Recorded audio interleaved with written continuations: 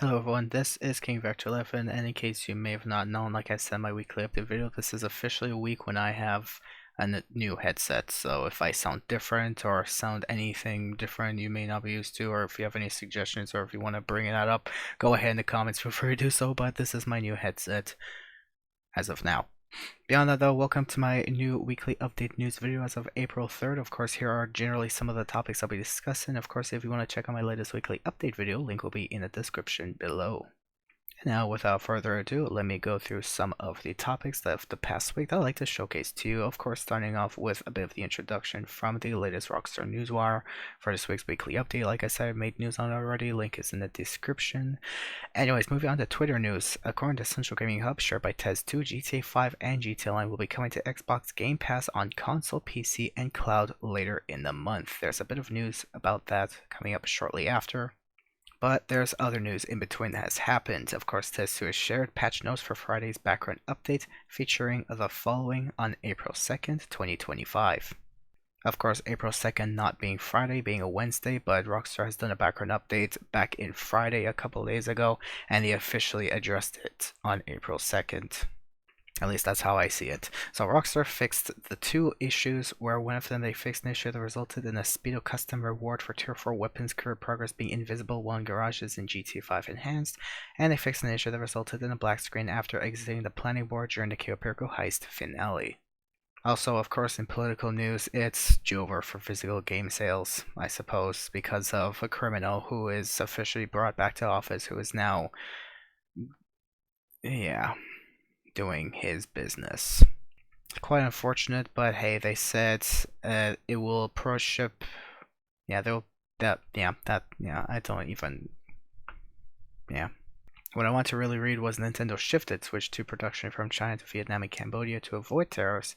Others include 34% tariffs on China, 49% on Cambodia, 24% on Japan, 20% on EU, and much more. What kind of BS is he trying to do? He's literally ruining the world doing that. He thinks he rules the world, this guy. What the fuck? Anyways, expected clothing for the official GZ Plus event has been stated by Tez2, featuring LD Organics 420 hockey jersey and the LD for Organics 420 cap. Now, in other news, here is some of the information in regards to GTA Plus bonuses that is new as of this month, featuring a free vehicle, livery unlocks, clothing, double money and RP on the select business stuff and events and missions, as well as free biker supplies and 50% off biker businesses once again, as well as some free unlockable chameleon paint and chameleon wheel paints. Anyways, moving on to the next one, they also say GT Plus members can unlock the following liveries permanently from the Vinewood Car Club, featuring the liveries for the Thrax Toreador, Hot Rain Hellfire, Ballistic Kanjo, and Mr. Strelos Rich and Super PP. Whoever the heck that guy was in Rockstar's headquarters. Whoever came up with a better idea to pay big players in the subscribe to GTA Plus. Anyways, there are also the following vehicles for the Vinewood Car Club as well. And of course, it may seem like I'm going quickly through this, but I will definitely go into detail in a future video later this week in regards to GTA Plus's new bonuses and benefits for whoever may be interested. Now, speaking of peyote plants, they have officially made a return this week in GTA Online, but bear in mind Rockstar Games have changed up how the peyote plant cooldowns work. With the Bomb Dollar Bounties update, each peyote plant goes on a 48-minute cooldown now, not a universal 48-minute cooldown anymore. What this means is instead of how it used to be, where you can only eat one peyote plant every 48 minutes, now it's one in each location every 48 minutes. In addition, peyote plant cooldowns are stored server-side. You can no longer restart your game to skip the peyote plant cooldown. Beyond that though, for now, don't eat any peyote plants until Rockstar addresses the wrong cooldown value. The game is currently applying a month-long cooldown, which is way longer than a weekly update lasts, which may only last a week anyway, so you can only eat it once and that's it, instead of the intended 48 minutes cooldown, which is quite quite sad.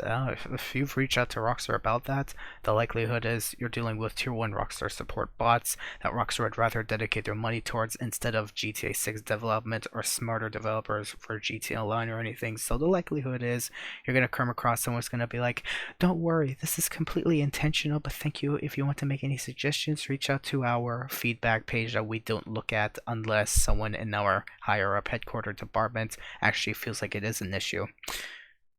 Yeah. All I gotta say is good luck with that, and just be careful. In case you have already, I feel bad for you.